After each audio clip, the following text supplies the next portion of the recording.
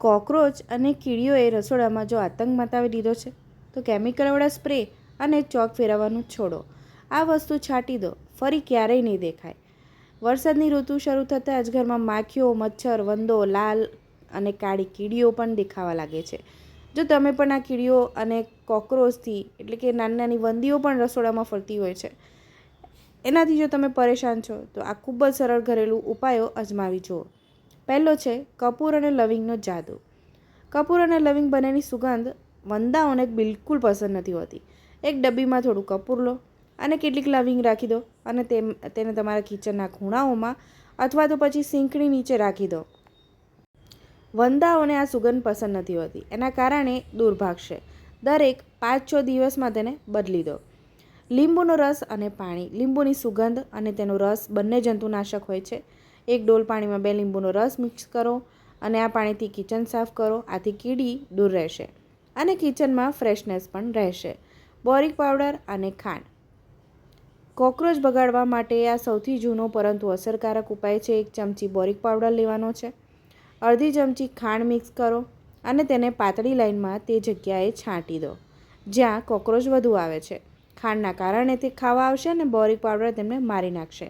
Boric powder એટલે જ્યારે આપણે કેરમ રમતા હોઈએ છીએ એના ઉપર પાવડર છાંટતા હોઈએ છીએ, એ બોરિક પાવડર છે અને તમને કોઈપણ કરિયાણાની દુકાનમાં મળી જશે. બાળકો અને પાળતુ પ્રાણીઓથી તેને દૂર રાખશો. કાકડી અને કીડી. કાકડીની સુગંધ પણ કીડીને પસંદ નથી.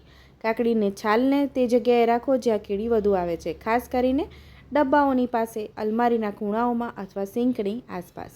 વિનેગર અને બેકિંગ સોડાનો જાદુ. એક સ્પ્રે બોટલમાં સમાન પ્રમાણમાં વિનેગર અને પાણી મિક્સ કરો.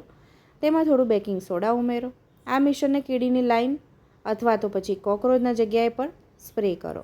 આ નેચરલ ક્લીનર તરીકે કામ કરશે અને જીવોને ત્યાંથી ભગાડી દેશે.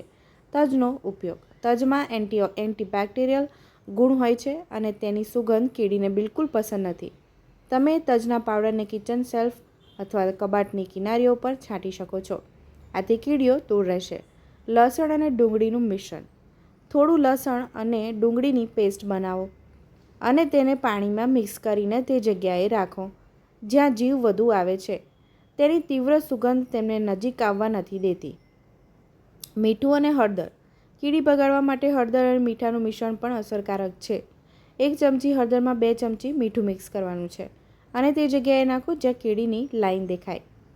હળદર બેક્ટેરિયા પણ મારી નાખે છે અને મીઠું ભેજને શોષી લે છે. મિત્રો, તમને મારો વિડીયો કેવો લાગ્યો? જો તમને મારો વિડીયો ગમ્યો હોય તો લાઇક, શેર અને સબસ્ક્રાઈબ કરજો. નોટિફિકેશન બેલ આઇકોનને ક્લિક કરી દેજો અને મારો વિડીયો છેક સુધી જોવા બદલ મિત્રો તમારો ખૂબ ખૂબ આભાર.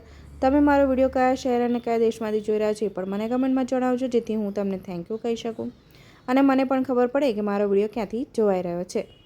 મારો વિડીયો છેક સુધી જોવા બદલ તમારો આભાર. આવજો.